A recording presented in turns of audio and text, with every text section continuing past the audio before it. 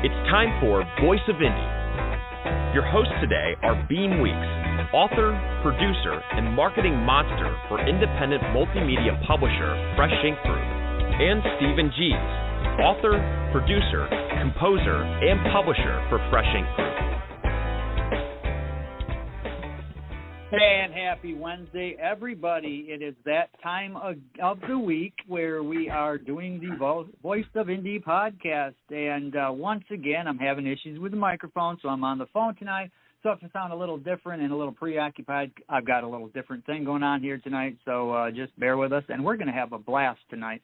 This is your host, Beem Weeks, and this is episode number 189. And over there is Mr. Stephen Gies. How you doing tonight, Mr. Gies? I'm doing all right. You may sound a little bit weird, but you look all right, and that's what matters. Yeah.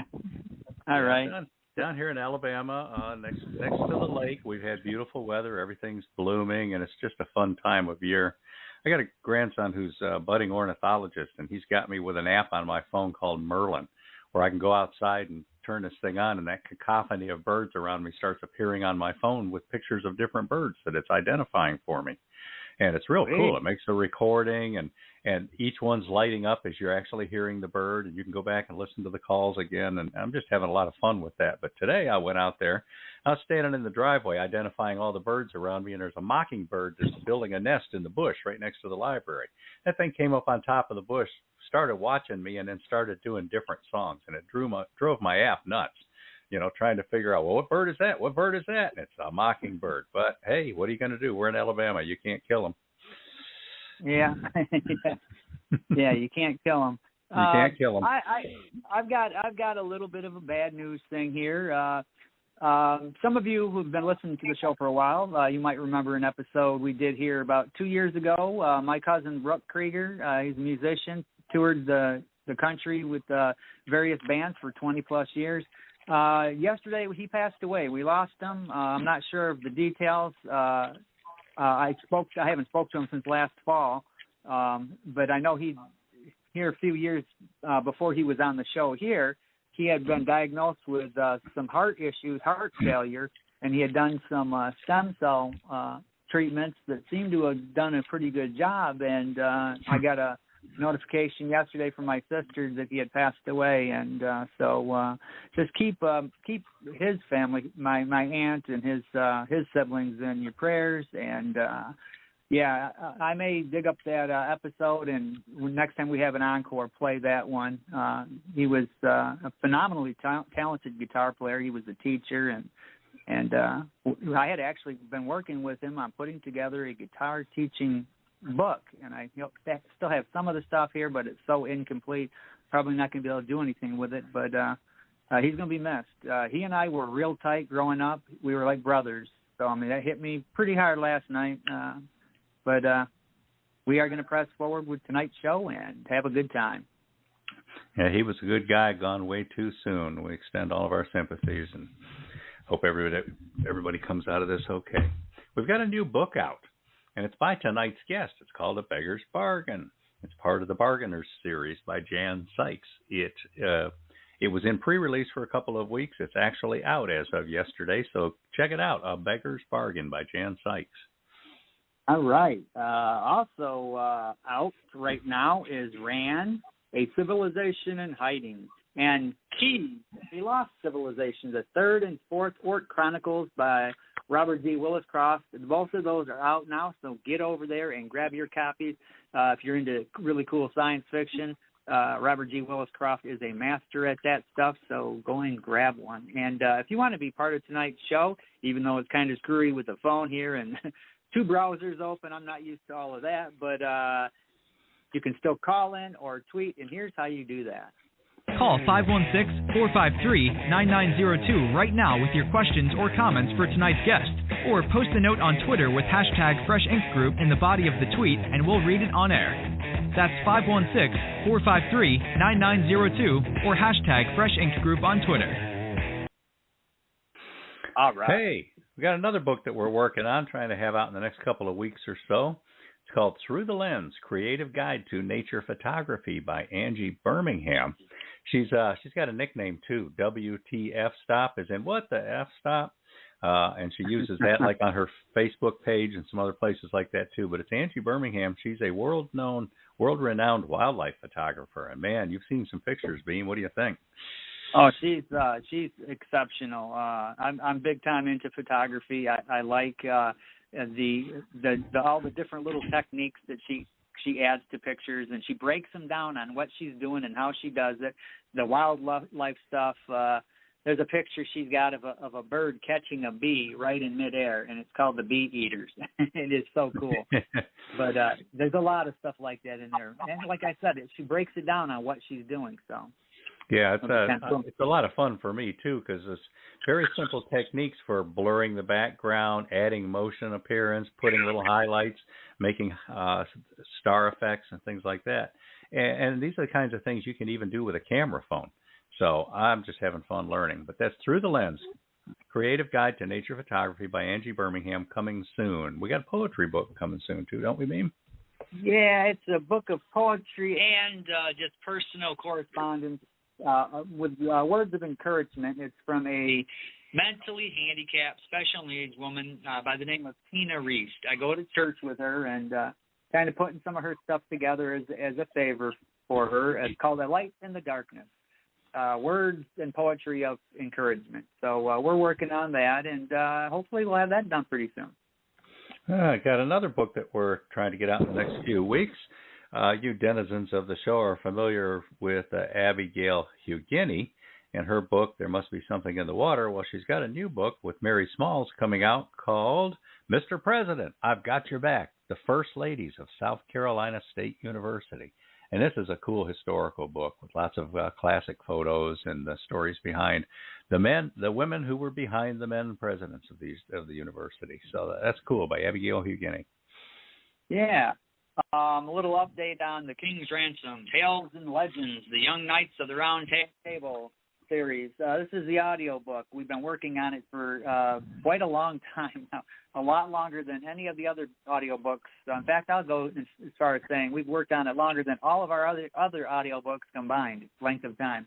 And all I'm waiting for now is for the voice artist Ethan Drew to send me back a handful of rereads. I'm going to drop them in, and it's being published. Boom, it's done. We're not going to keep adjusting this and playing with that and all that because that's taking too much time. But hopefully, as soon as Ethan gets these here, and I just shot him an email here the other day, so I haven't heard back from him. But he did. He responded about an hour ago to tell you that all of your clips will be in the Dropbox by tonight. Oh, good. All right. I haven't checked my email. All right. So then there you go. I will put that together sometime this week, and hopefully we can have that up and running time we meet next week. If you want to know about these kind of things, these book releases, audiobooks, what's coming up, what's already out there, if there's sales on these books or whatever, anything you want to know, we've got a newsletter. And if you're not subscribed to it already, well, why not? Here's how you can get this in your email box every Wednesday morning, and it's a short. It's not going to bog you down. You're not going to be reading it all morning and putting on 2 pots of coffee to get through it. But here's how you can get signed up to receive this. Stay on top of these podcasts and all things Fresh Ink Group with our weekly digital newsletter, new releases, videos, stories, excerpts, interviews, and more. Sign up now on the homepage of FreshInkGroup.com and be the one who knows what's what. What? All right, so I'm looking over here at my whole system here is going kooky because I was looking at Twitter here, and it kind of disappeared, but it's back now. We've got Verwayne Greenhall. He's just thrown this out here. Good evening, gentlemen, and good evening to everyone who was listening live. We are ready to enjoy our conversation with Jan. All right, so there you go with that. Cool. So let's take a quick. We have a top 25. Yeah, let's take a look at the top 25 print bestsellers. This is not the ebooks, digital sales, or whatever. This is only the print, hardcovers and soft covers.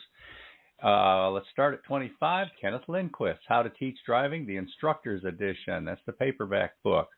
Above that, Gwen M. Plano, The Soul Whisperer's Decision. That's her newest novel. That's at 24. At 23, the hardcover edition of Celebrate 98, the untold stories behind the Tennessee football Vols' 1998 National Championship. College football season's been over for a little while now, but this book is still trending very strongly. Next up, the paperback edition, How to Start and Run Your Own Food Truck Business in Florida. And then above that one, How to Start and Run Your Own Food Truck Business in Tennessee. Both of these are by A.K. Wingler.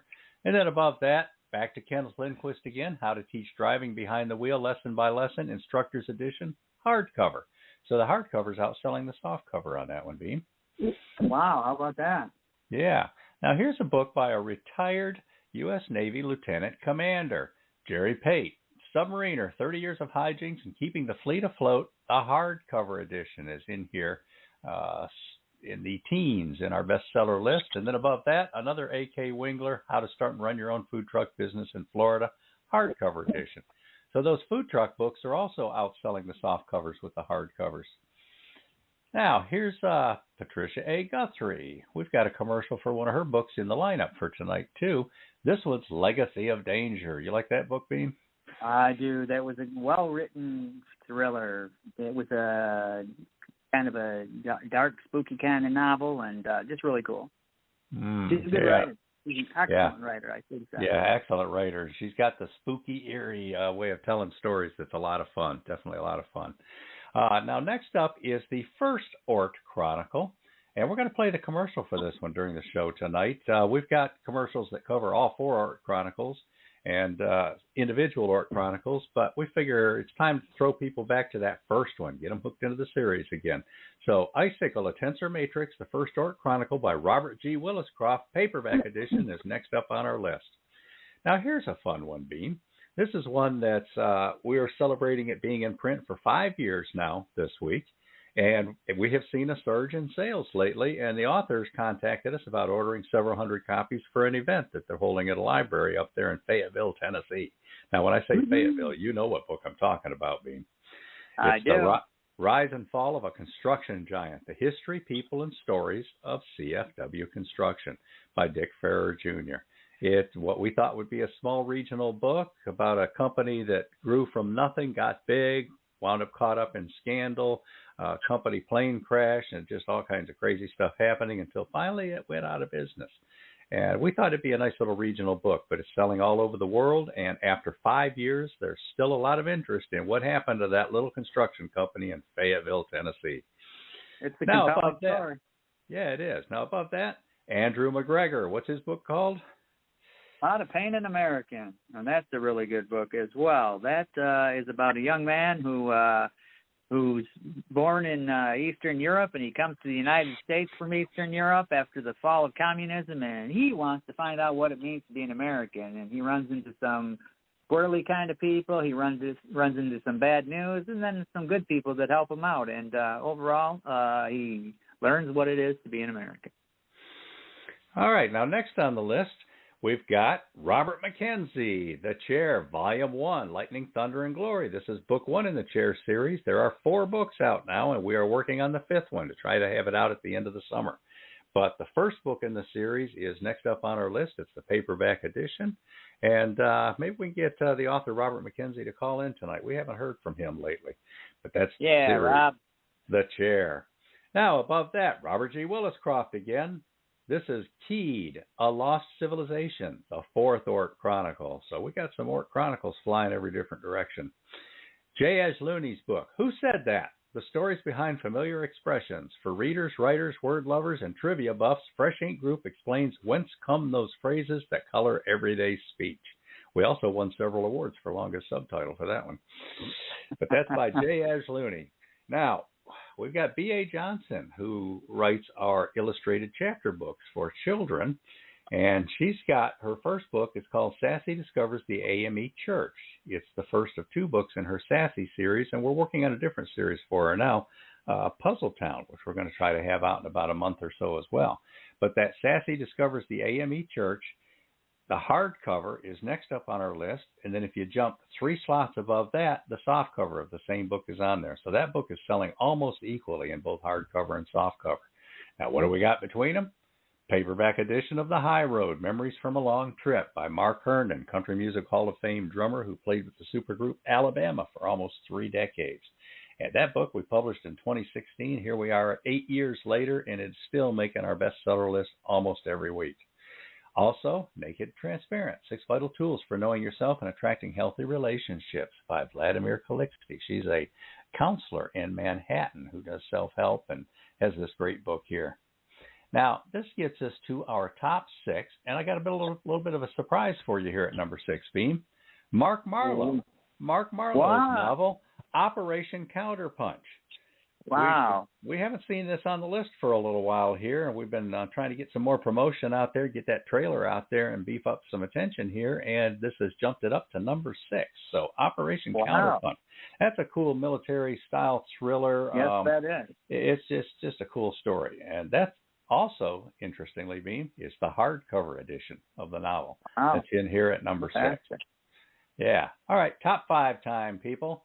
Paperback edition, Celebrate 98, The Untold Stories Behind the Tennessee Football Vols' 1998 National Championship by Dave Hooker of Off the Hook Sports.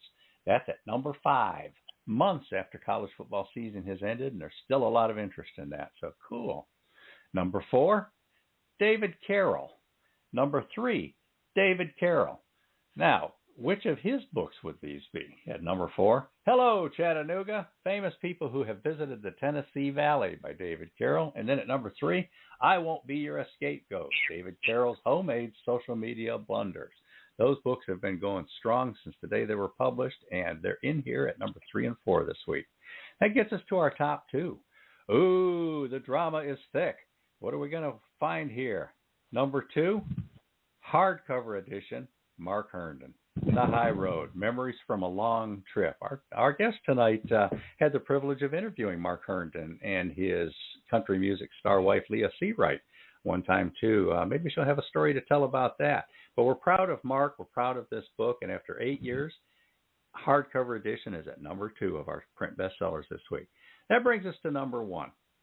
This would be by a retired U.S. Navy lieutenant commander named Jerry Pate. And it's the paperback edition, 60-chapter memoir, Life Above and Below the Seas with all kinds of crazy hijinks. It's called Submariner, 30 Years of Hijinks and Keeping the Fleet Afloat. And Jerry Pate's book is our number 1 print bestseller this week. Congratulations, Jerry. Wow, congratulations. He seems to be at number 1 quite a bit. Yep. All right, we are going to take a quick commercial break, and when we get back, we are going to meet tonight's guest.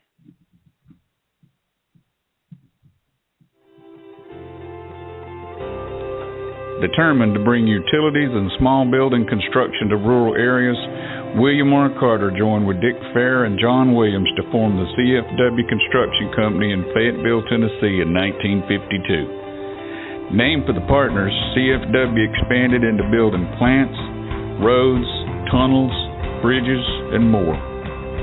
Within 40 years, the company grew to 5 offices, 14 subsidiaries, 1,000 pieces of equipment, and a proud workforce of more than 1,500 across a dozen states. Then came the scandals.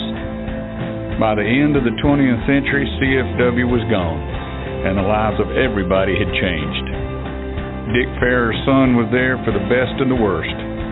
He knows the history and people of Fayetteville, Tennessee, where he lives with his wife not 5 minutes from where CFW started on Pioneer Street, and 3 minutes from where it ended at 1824 Pulaski Highway. Now, he's written the definitive history, not just about a company, but a region and its people.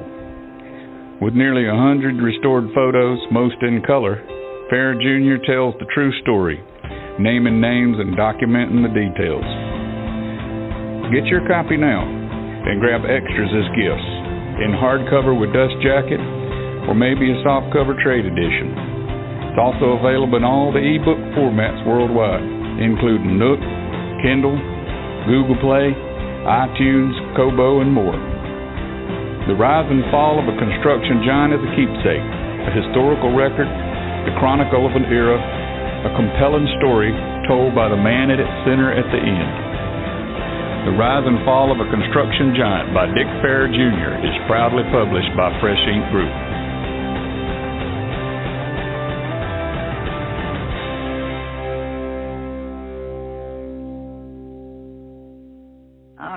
right. Yeah, that's a interesting read there. It's a compelling story, even though it's a story about construction, failed construction. They were failed at the end, but they were a giant for many, many years. But yeah, definitely a compelling story. All right, before we introduce the guest, we do have a little notice here on Twitter from or X from Verwayne Greenhow. He says, I've found doing book signings in the local library is a good place to find people who like to read. Who'd have Funny thought? how that works. Yeah, who'd have thought? All right, let's bring in our guest. Jan Sikes writes compelling and creative stories from the heart. She openly admits that she never set out in life to be an author, although she's been an avid reader all her life. But she had a story to tell. Not just any story, but a true story that rivals any fiction creation. She brought the entertaining true story to life through fictitious characters in an intricately woven tale that encompasses 4 books, accompanying music, CDs, and a book of poetry and art. And now this author can't put down the pen. She continues to write fiction in a variety of genres and has published many award-winning I lost my place here. Published many award-winning short stories and novels. Jan is an active blogger and a member of Story Empire, a devoted fan of Texas music, and a grandmother of 5. She resides in North Texas. And with that, welcome back to the show, Jan Sikes. Hey, Jan. Oh, thank you. Thank you. I'm so glad to be here. Well, we're glad you're here. So how about we talk a little bit about what you're doing right now? How you been? Been good. What I'm doing right now is a house and dog sitting for my daughter and her family. They've gone to Mexico for spring break. So I'm taking care of Rosie. She's a border doodle, sweetest dog in the world, and house sitting. So that's what I'm doing at this moment. Well, that sounds like a border lot of fun. doodle. I've never heard of a border doodle. Oh, you should see her. She's pretty. So her mother was a poodle, and her her mother was a border collie, and her father was a poodle. Wow. All right. Yeah. Well, maybe we can have a look in your next newsletter. So everybody, you need to get over there and subscribe to the JanSikes.com newsletter. Yeah. Now, Jan, in your blurb, it said that Jan is an active blogger. So what is an active blogger? What are you doing with blogging? Well, I started blogging back in 2014, kind of hit and miss. And then I decided to get serious about it and kind of came up with a schedule and started blogging at least, and sometimes a little more. But it turned into a really wonderful platform for me. And I have just recently undergone moving my blog, which was a nightmare, and I lost a bunch of subscribers. But they'll find me again if they're interested and they like what I'm doing. They'll find me again. If you're one of those subscribers who got lost, go to jansikes.com/blog and subscribe again. All right. All new subscribers are invited as well, too. You don't have to just be somebody who previously subscribed, because right now it's time to grow that list. Grow that list. Absolutely. Yeah, grow the list. Now, Jan, we've also mentioned that you're a member of Story Empire. I think all 3 of us are members of Story Empire. Tell us a little bit of your back history with Story Empire and how you got involved and what all goes on there. Yeah. So I followed their blog for many, many years before I ever became a member, and always found such good information for writers. I mean, just every aspect of the business. And so I was a follower of their blog long before I became a member of Story Empire. But it is basically a group of authors who blog 3 times a week. Everybody takes turns blogging on different subjects and different matters. And for instance, I spent about a year and a half blogging on nothing but marketing, experimenting and trying all different kinds of ads and all different kinds of marketing techniques. And so I blogged about that for about a year and a half. But I've been a member of Story Empire for a few years now, and it's just it's a great group of authors who support each other, who share. If somebody's having an issue with whether it be technology or whether it be with a storyline or whether it be just stuck or whatever, or health issues, we lift each other and support each other. So it's a great group of authors, and I'm very honored to be a part of it. It's a lot of excellent content for free, too. Yeah. So people get over there to StoryEmpire.com and subscribe. Jan, what was your most recent post about over there? My most recent post, I started doing a series this year on words that pack a punch. So, instead of using the same old words over and over, there's so many options, and we get stuck in a rut, and we just use the same words. So my posts are about different ideas, different words to use that can take the place of just an ordinary, everyday, run-of-the-mill word. And it sometimes can help enhance the writing and enhance the story and bring it a little more to life. So that's what I'm blogging about for this year. Oh, that's cool. Now, readers, go check out StoryEmpire.com. Today's post is by me, and it's part 3 in my series on how to develop your own system for outlining stories. And, Beem, what was your most recent post? My most recent post was to cuss or not to cuss. What do people feel about as both writers and readers, how do they feel about, cuss words in fiction? And it came about because of a couple of conversations, but one of them was based kind of on a conversation I had with my mom about movies. And, I just had mentioned that I liked Raging Bull, and she said, too many cuss words, just too many cuss words.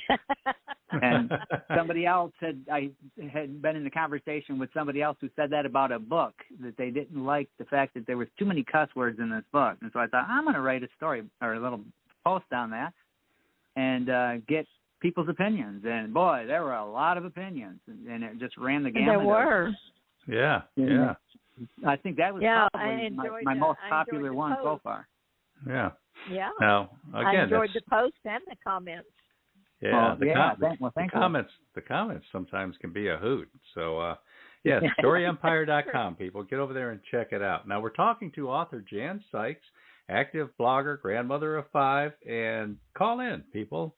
Make a comment, ask a question, 516-453-9902.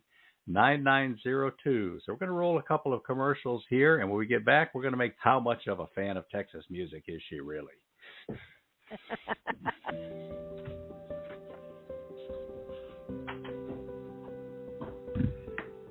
In an innocent 1958 American suburb, Shelley doesn't know the power of a kiss or how it will change her entire life. At 16 years old, she falls in love with a young man. One night, just one night, they go too far. Months later, pregnant and shamed, Shelley's parents banish her. Alone and heavily pregnant, circumstances force Shelley to cross the country in an old pickup. A mistaken turn leaves her lost in a forest amidst a severe snowstorm and in labor. In the dark of night, Shelley must get help for her newborn baby before they both perish. A light in the distance gives her the slimmest glimmer of hope. After Shelley wraps the infant in her father's old jacket, she trudges through the snow to a lighthouse keeper's cottage. Snow half buries the squat stone building. Will Shelley find shelter, or is it the beginning of the end? Read The Gift by Gwen M. Plano, published by Fresh Ink Group, exclusively on Amazon Kindle.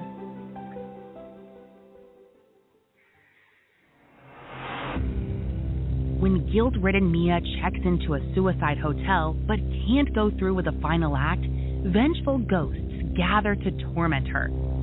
Set in the near future, the post-war world is in turmoil. Mia Hawthorne suffers an emotional breakdown following the death of her wife and loses everything to a corrupt government. In an ironic twist of fate, the government suicide department, the Last Sanctuary, allocates a desperate and destitute Mia to the very hotel and family heirloom which she has so recently lost. On her first day at the Lighthouse Inn, beset with painful memories, doubts, and questions, Mia finds herself coming face to face with angry ghosts who gather to goad and torment her. Lost and alone, can Mia find enough strength and purpose to avoid her final, frightful fate? Read The Room at the End, Harbor Point Series Book 8 by best-selling author Harmony Kent, exclusively on Amazon Kindle. All right. Go out and grab your copies of the book. And both of those books are part of the Harbor Point series, but they both have book trailers for those commercials. So go over to our YouTube channel. I know Harmony's got hers up on, I think it's her YouTube channel as well. But go over there, Fresh Ink Group at YouTube, and check them out. Hit that like button. So, Jan, you are a devoted fan of Texas music. And this includes Rick Sikes, I believe, as well. But what is the driving force behind Texas music in general? Because I'm a fan of a lot of stuff that comes out of Texas, and it runs the gamut of the country music stuff to the Stevie Ray Vaughan stuff, the bluesy stuff, and then the metal of Pantera. Texas has got a lot of great music. That is true, and it. I think that part of my love for it is that variety, in that it's not just one genre. I'm that kind of person. I'm that way when I read. I'm that way when I listen to music. I like all of it, and so my late husband was a lifetime singer-songwriter musician, and when he passed away in 2009.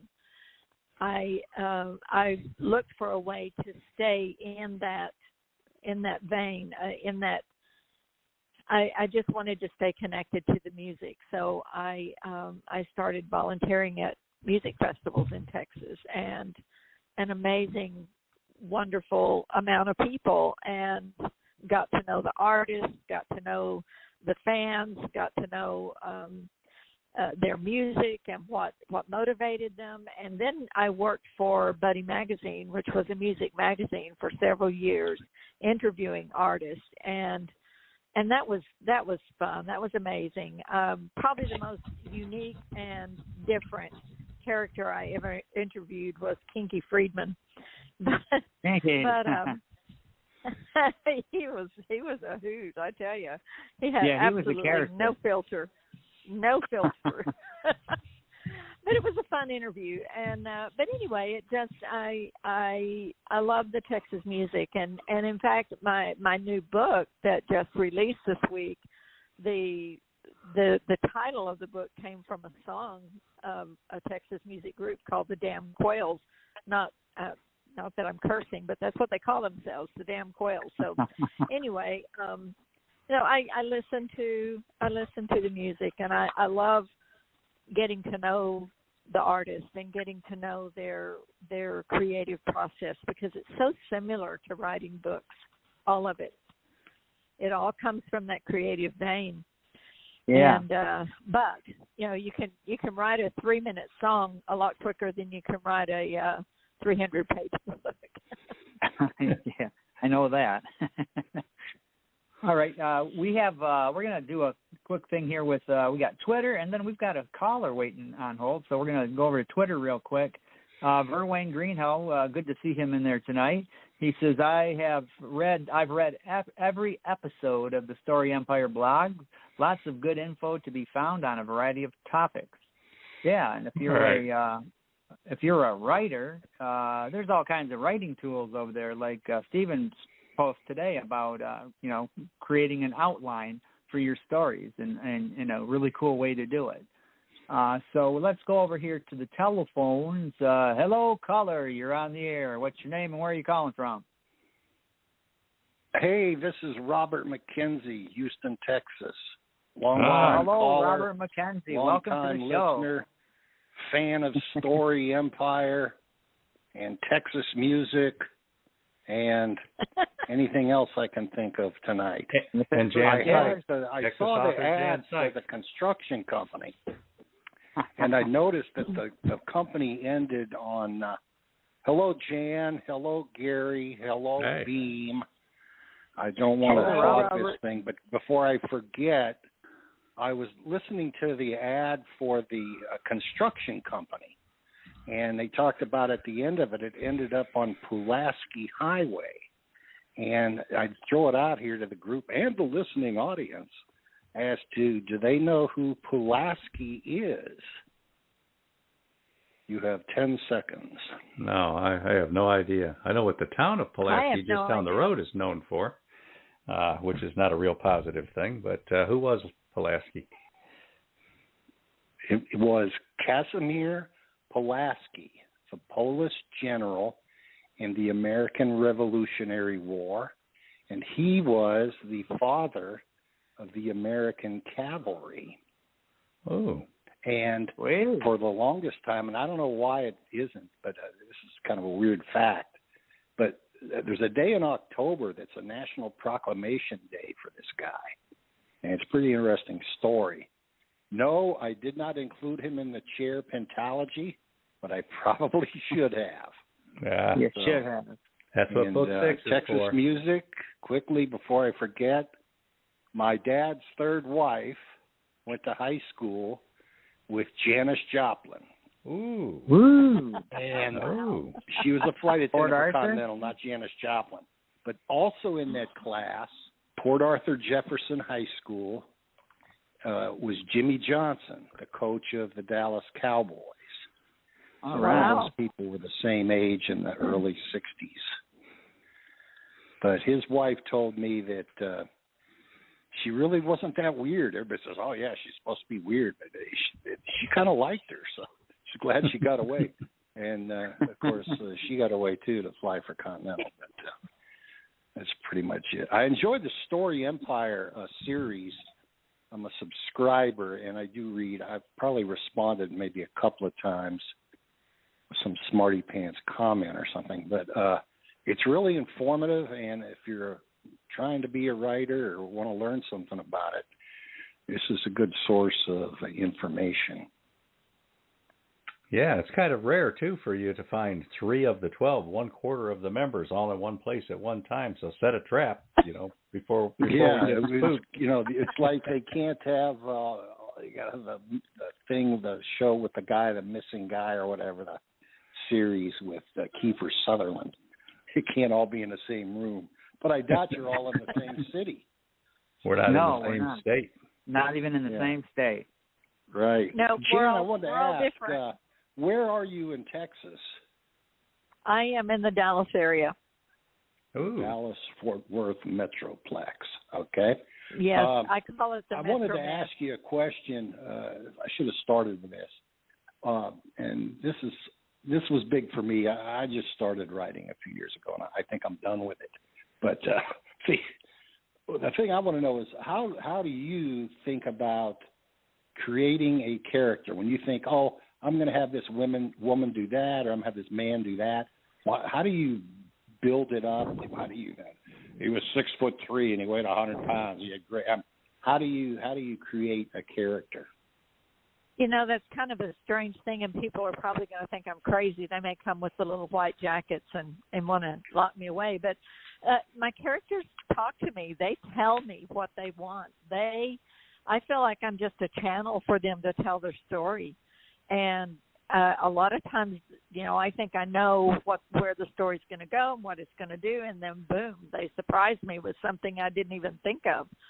So it's just a process. It's a process of letting the creativity flow and being open to see what comes back, if that makes sense.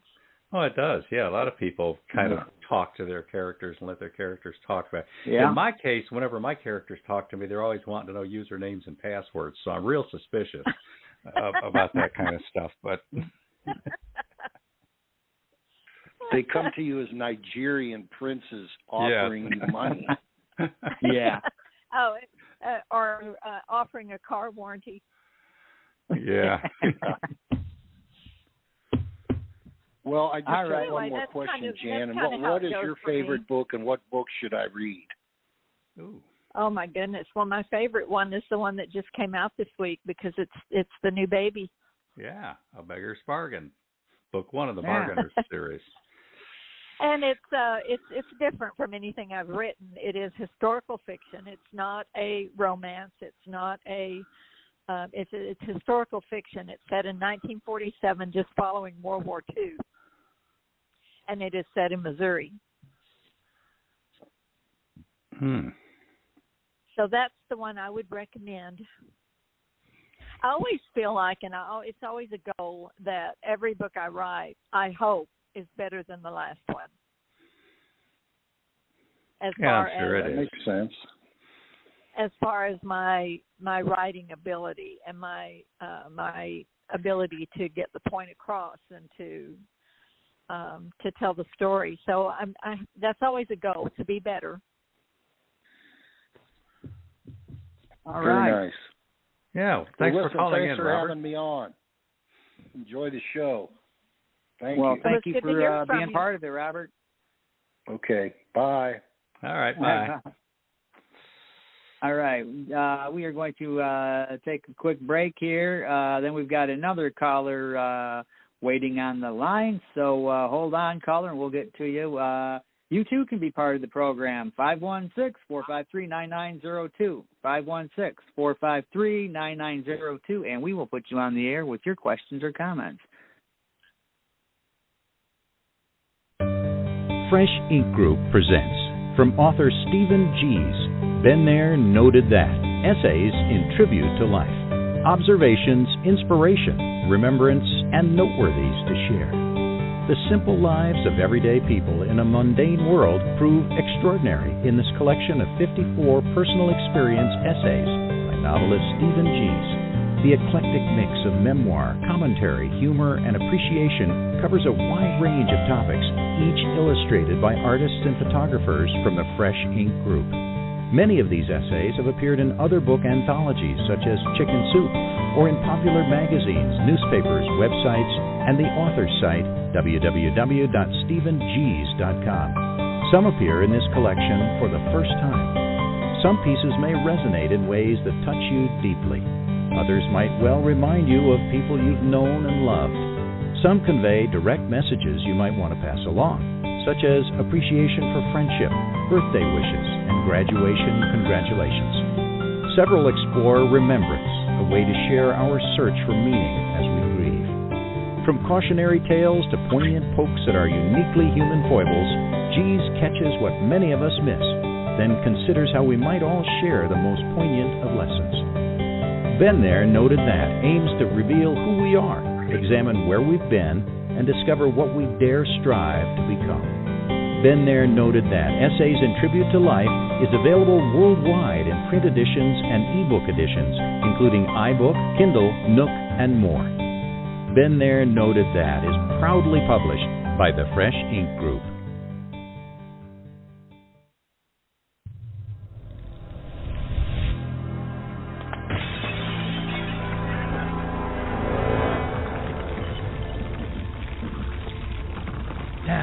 Introducing Book 1 in the new series by master sci-fi storyteller Robert G. Williscroft, Icicle, a tensor matrix, the first Oort Chronicle.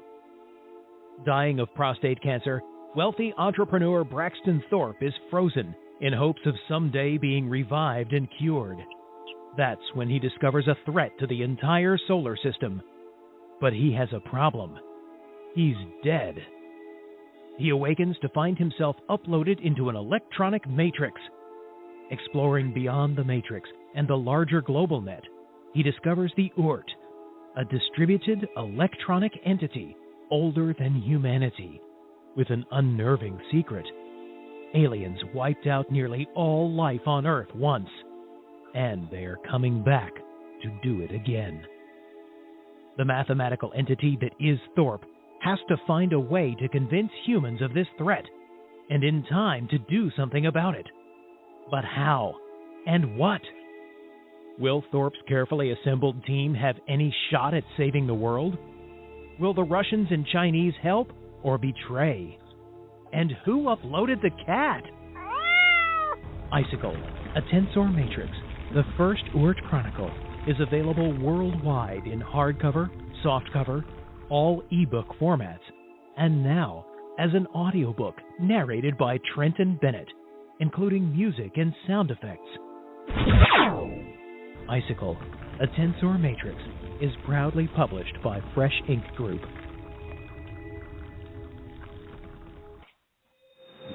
You're listening to The Voice of Indie. All right. So we are going to go to the phones. We got another caller here. So let's keep the party going.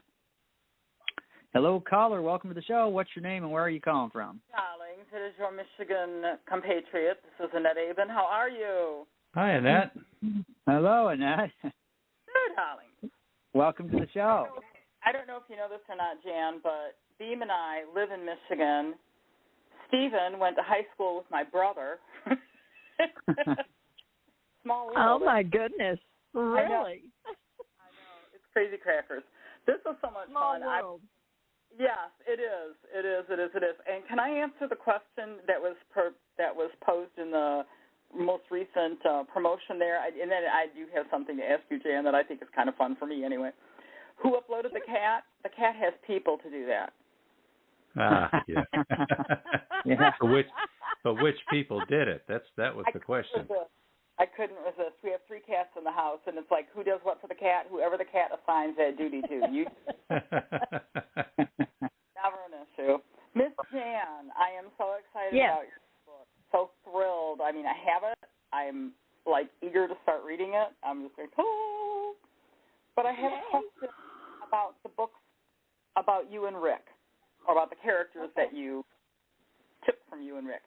If this were to be made into a movie or a TV miniseries, who would you want to play you, and who would you want to play Rick?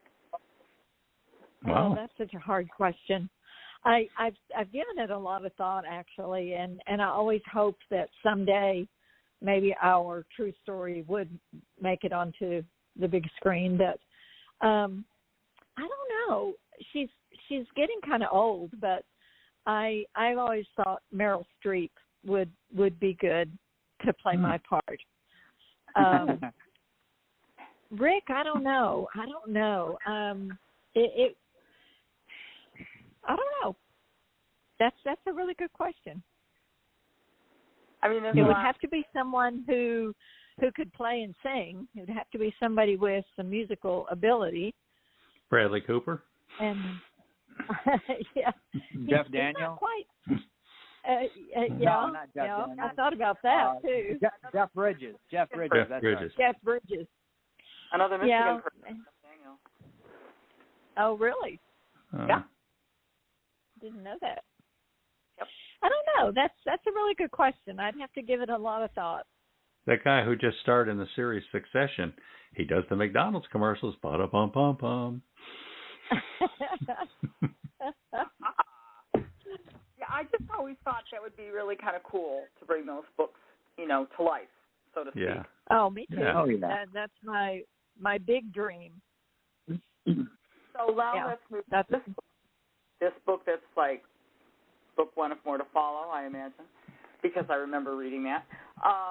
Who would you have in the roles from this book forward, this little series?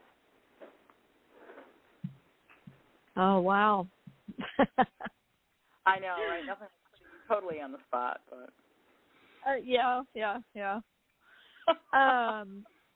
Goodness, I don't know. I really don't. I can't answer it that off the cuff. I would have to really give it some thought.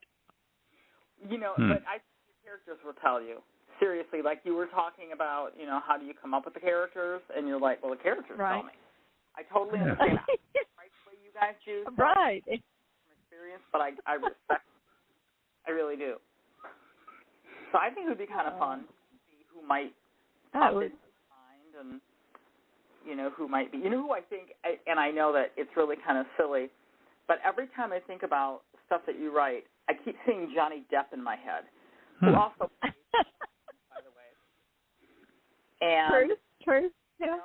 He can be almost any age, I would imagine. Yeah. Right. Well, they can do a lot with makeup. Very true.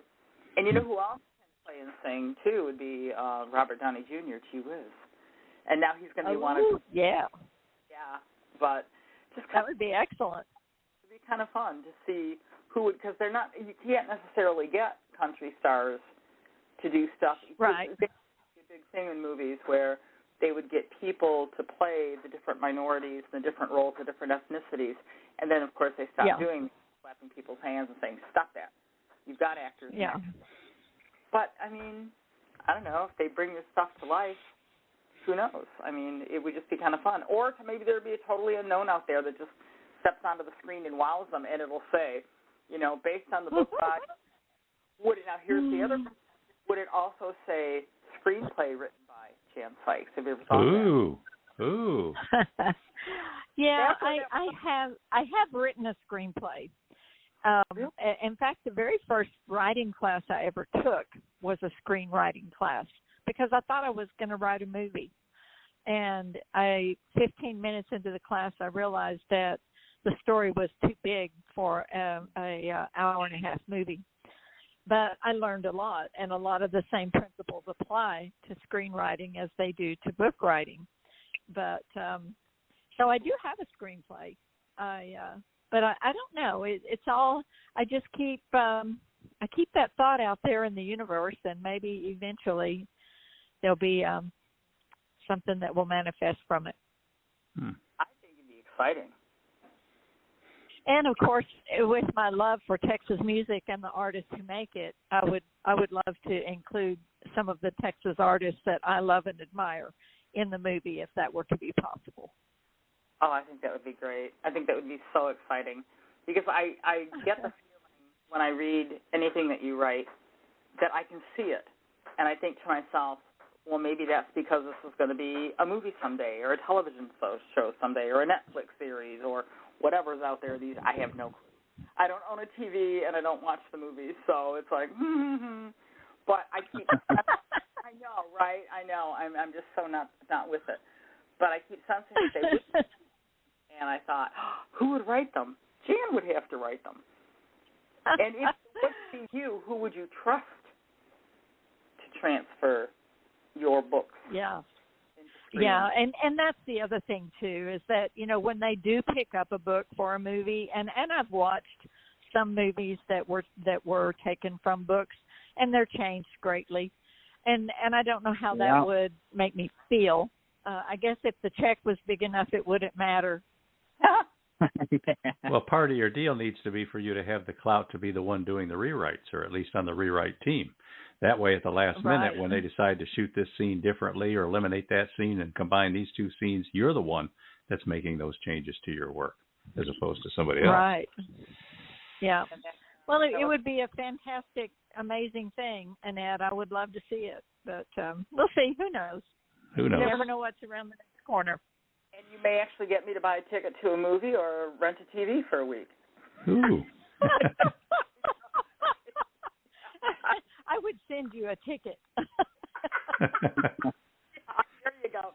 And woman, you're not only using this ticket, but you're going to be sitting right here next to me in this theater watching this movie. I'm going to make you sit. If you're good and get popcorn. Yeah, I could come to Michigan. Yeah. And I could come to Texas. It'd be what a treat for me. I was only there once on a layover from Detroit to L.A. We landed in Dallas, Fort Worth, and then took off again. But I've been to Texas for about 20 minutes. There you go. Well, thank you so much for calling in. It was fun to talk. Have fun, gentlemen. It's good to be with you guys again, even if it's only on telephone. Yeah. We'll see you at the movies. Yeah, you'll see me at the movies. Take care. All right. We're talking to author Jan Sikes, people. There's still time to call in if you want. Make a comment, ask a question. It's 516-453-9902. Call in and talk to author Jan Sikes. Yeah, and since we're going to be talking about Jan's book coming up, how about we play that commercial? Ooh.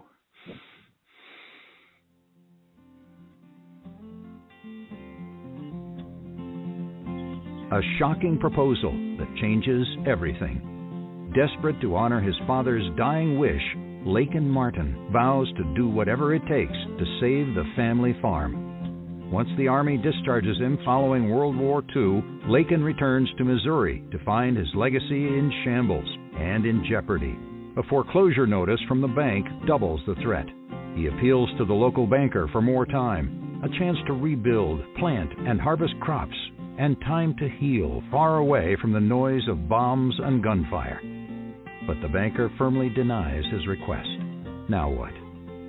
Then the banker makes an alternative proposition. Marry his unwanted daughter, Sarah Beth, in exchange for a 2-year extension.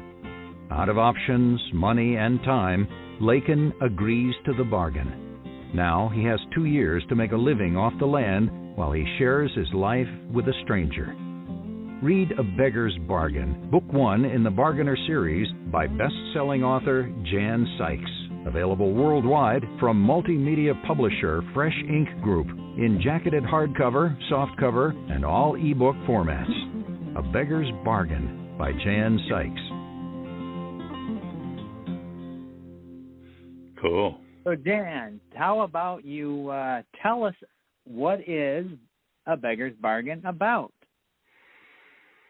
Well, the commercial pretty much lays out the basic plot of the story, in that this man has returned home to the family farm, and his folks have passed away, and he is the sole heir, and it needs a lot of work, and now he discovers that there is a foreclosure notice, so he will do anything to try to save the farm. It's been in his family for generations, and so he'll do whatever he has to try to save it, which winds up including a forced marriage.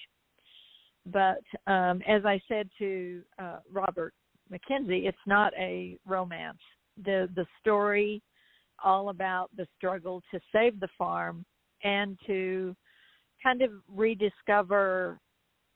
He needs to rediscover himself after the war, and Sarah Beth is just trying to figure out who she is. So a lot of things happen, and I'm certainly not going to share all of that because that would be no reason to pick up the book. But one of the fun twists that came into the story was a little boy that Sarah Beth found living in the forest on their land, and so some drastic circumstances had sent the little boy into hiding, and that was kind of a fun thing to add to the story. But it is historical fiction, and one of the biggest challenges to writing it was keeping true to the time period with, remembering what things were called. Like, they didn't use the word refrigerator, they called it an icebox. Yeah. Even, my mother, up until she died, called it icebox. Get something out of the icebox. They didn't say refrigerator. So, so little things like that, just little details that I felt were important to the story to keep it true and right, and true to the time period. Now, it was a lot of research. Speaking of the research, now do you spend any time at all? I know that the main character, he's coming home from World War II. Do you spend any time during the war with him fighting? No. The story opens. The story opens with him receiving his discharge and coming home. Okay. So tell us about the cover, Jan. What is it that we're seeing, and is there any story behind that? So one of the main aspects of the story was, that not only did he inherit the farm, but he inherited his father's old pickup. So that was the pickup that's on the cover of the book is how I visualized it. It was like a 1930-something pickup. And then, of course, the barn in the background lets people know it's a farm. And then the dog, that was another little twist in the story. The dog came into the story about halfway through, and she wound up being a really kind of fun little character to add to everything. So it's kind of, as the story progresses, this man who comes home completely alone, trying to rebuild and cover completely alone, winds up with a makeshift family that includes some animals and then this kid. And so, yeah, it's kind of a fun story to write. I went to Missouri a couple of years ago to do research because I was not familiar with the countryside. And one of the things that I immediately had to change when I got home, I had already written a scene where they were driving across the cattle guards. They don't use cattle guards in Missouri. They don't use them. So I had to take that out because I wanted to keep it right. So through that visit to Missouri, I met so many people who emailed me. I could ask them questions about the little town, about things like, was there a doctor in the town? Was there, things like that as the story went on that I needed to know. And that was really fun, having that interaction with the people who lived there. Oh, definitely. Yeah. So this is the first book in the Bargainer series. How many books are you expecting? And you're going to have a uniform look for all of them? So I have 3 books planned. I am about 30,000 words into the second one. I really had hoped to be further, but I'm not, so it's okay. And yes, the uniformity across the book covers will be the vehicle and the dog. Each cover will have a vehicle that matches the story. Like this second story I'm writing, the vehicle is an old woody wagon, if you remember what those are. Yeah. The old panel wagons that literally they were wood, and they called them woodies. Yeah. So it's a woody wagon, and then the dog is a little fox terrier. So different dog, different car. Cool. And then on the third book, there will be the vehicle will be a old Indian motorcycle. Ooh. Oh, cool. Yeah. Don't know yet what kind of dog, but that's the consistency across the covers is the vehicle and the dog. Well, how about a border doodle? Yeah. I don't think they'd ever heard of them in 1947. Yeah, if it's an Indian motorcycle, it's a road dog. I hear of a dog with a doodle in it, border doodle or golden doodle, and I picture a dog sitting there with a pencil doodling pictures. Yeah. A pencil in their paw. Yeah. They're pretty smart, but I don't think they can manage that. They'd have to have a thumb. Yeah. All right. Now, for Jan, you've had a long history of self-publishing and working with your own team of people. You've switched this time and worked with a different publisher. What's going on there? Well, I just wanted something. I did. Let me back up a little bit. I published my last series through a traditional publishing company, and it was fine. It was fine, except that I just didn't feel like I had the support of the company. And knowing you and Beem for so many years, I thought, why not? And the fact that my neighbor published with you, that really kind of encouraged me also, because y'all were so awesome with her. And so I decided to go with you guys, and so far it's been a wonderful experience. Yeah, well, we're glad to hear that. That's Fresh Ink Group, and we're proud to have Jan Sikes as a member now. If you go to freshinkgroup.com, she's got her own section in there where you can learn about all of her books, not just what we publish, because we don't promote just books that we publish. We promote our authors, our members, and the people that we like. Jan Sikes, way up on that list of people we like. Right, Jan? Yeah. Back at you. Yeah. All right, so we're getting down close to the end here. You want to roll out some ads, Beem?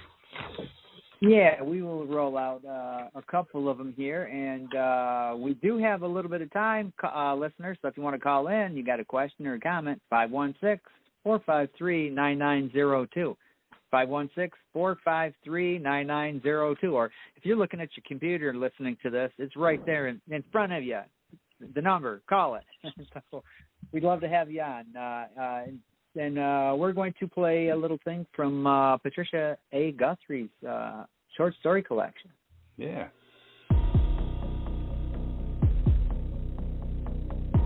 Psychologist Annabelle O'Brien flees from her psychotic ex-husband in New York City, only to find he is stalking her across the country with deadly intentions. She takes a job in the resort town of Lake Nage. When a series of attacks place her in even greater danger, Annabelle turns to hostile burnout of a detective, Mark Driscoll, who is assigned to protect her. Then, two women who resemble her are murdered, and the town is gripped with fear. Mark and Annabelle must work together to catch the killer before he catches them. From the celebrated author of such bestsellers as Legacy of Danger and her collection Eerie Charms of the Short Story, Water Lilies Over My Grave is a novel of psychological suspense about one woman searching for a new life, even as she is threatened by her old one. Proudly published by Fresh Ink Group, Water Lilies Over My Grave is available in all print and digital formats worldwide.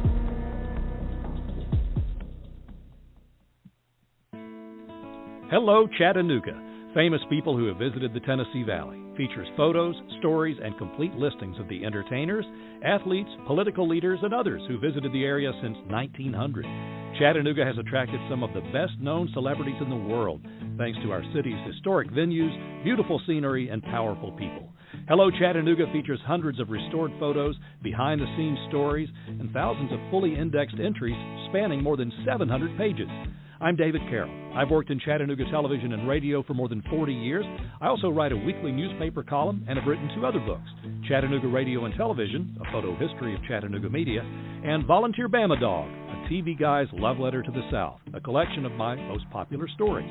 Hello, Chattanooga is proudly published by Fresh Ink Group in a keepsake jacketed hardcover edition with full-color interior printing, softcover with black and white photos, and all-color ebook formats worldwide. Take a trip back in time, enjoy great memories, and maybe even settle an argument as you learn the dates and places that your favorite star, athlete, or president visited the Chattanooga area. All right. So as you heard, that the Water Lilies on My Grave, that's not the short story collection. That's Eerie Charms is the short story collection. But Water Lilies on My Grave, that is a dark, psychological, supernatural novel. I've read it. Excellent. I gave it 5 stars. Go out and grab a copy. We talked about this earlier. Patricia Guthrie is a stellar writer of the really dark, spooky stuff, and she's got the voices, the narrative voice, the dialogue, all that stuff down. So if you like that kind of spookiness, that's a book for you.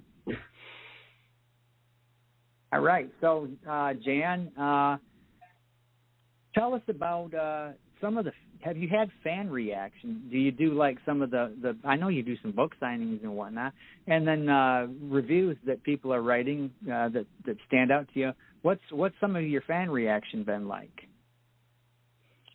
Well, I've had some early reviews come in on A Beggar's Bargain, and they've been wonderful. They've been all very positive, and so the feedback is always good. But just in general, when you're out in public and you're doing a book signing and you have that one-on-one interaction with people, there's just something really special that happens. It's just an exchange of energies, and I don't when I'm out in public, I don't immediately start talking about my books. I ask them about themselves.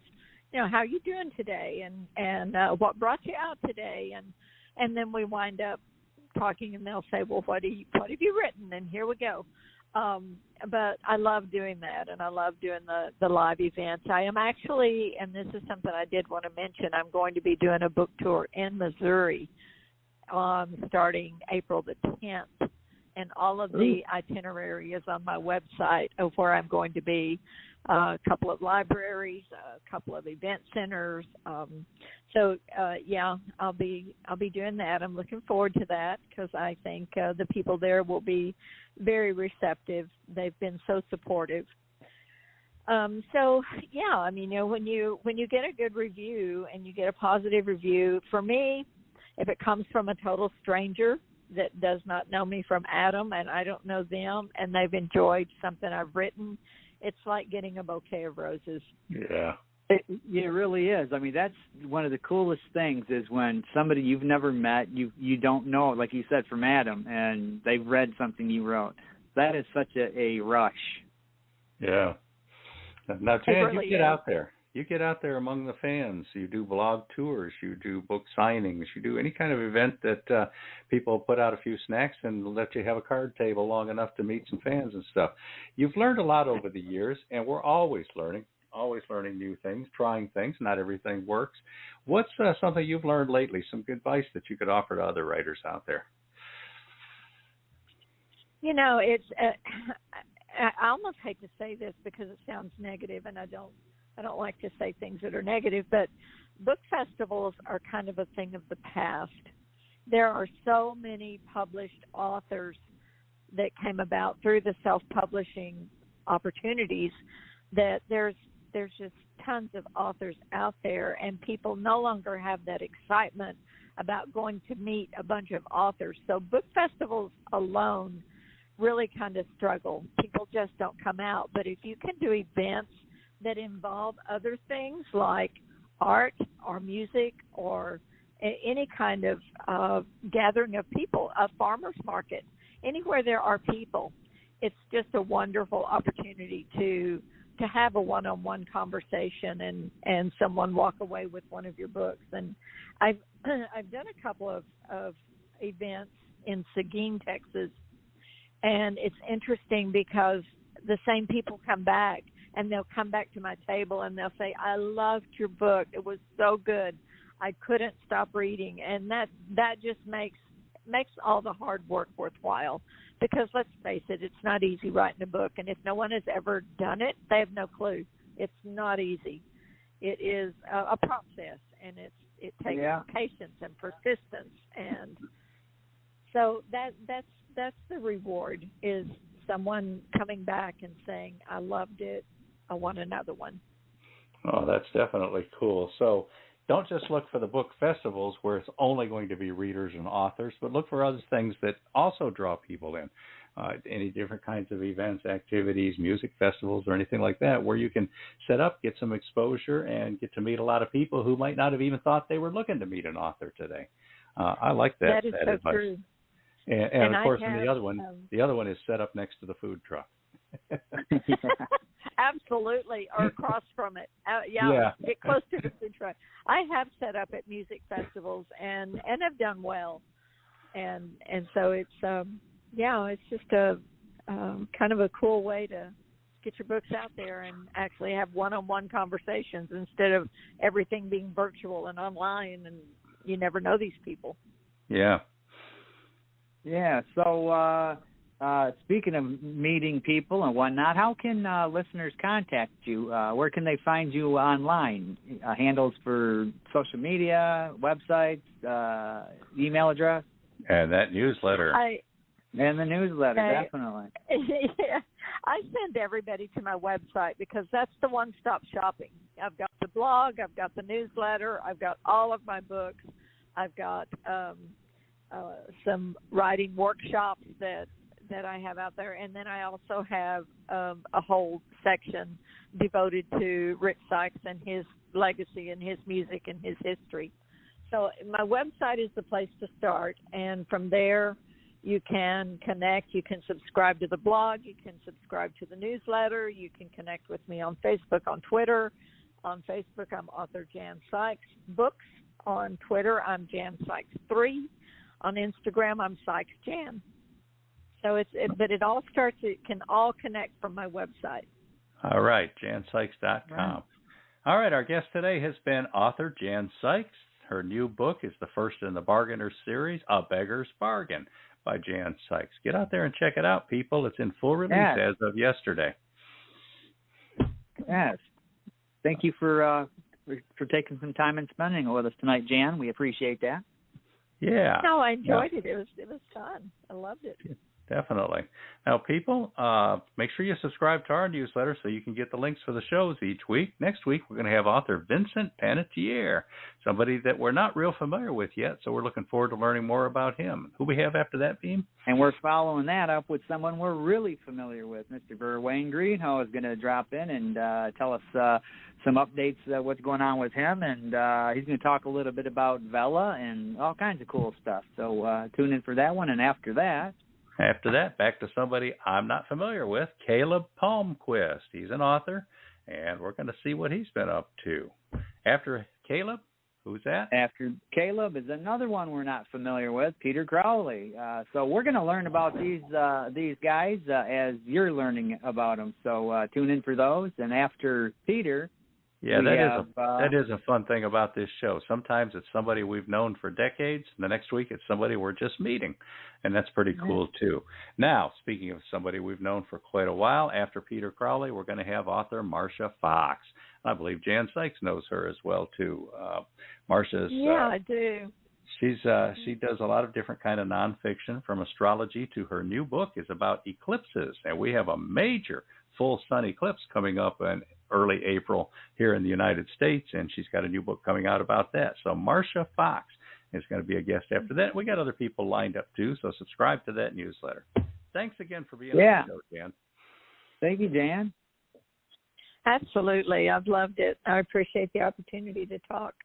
Okay, again, the book is A Beggar's Bargain, and find out everything you need to know at jansikes.com or look for her pages at freshinkgroup.com, and we'll see everybody next time. Bye, everybody. Next week, tune in. Dave Hooker here, longtime Tennessee sports writer, and I know that true Tennessee fans are celebrating the 25th anniversary of the legendary 1998 Tennessee Volunteers championship season. Tell you what, you celebrate 98, I try to bring the full color photos and detail the transfer of power from Peyton Manning to Al Wilson, the preparation to win the first BCS national championship, the locker room dynamics, and the challenges of a team rising above deep tragedy. Key plays include interception, a fumble maybe against Arkansas, and a bit of trickeration.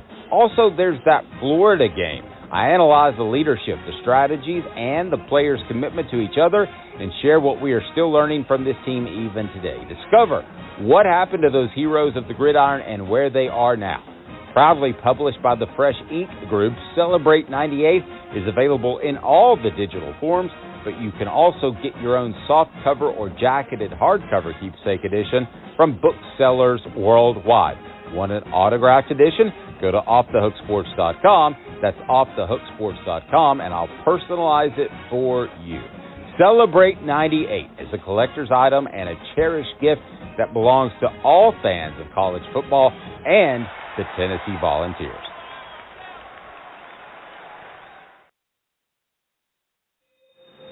You're listening to The Voice of Indy. Check out freshinkgroup.com for everything publishing. Meet scores of authors. Discover hundreds of great books, plus audiobooks, podcasts, videos, trailers, free stories, free manuscript evaluations, and more. That's freshinkgroup.com.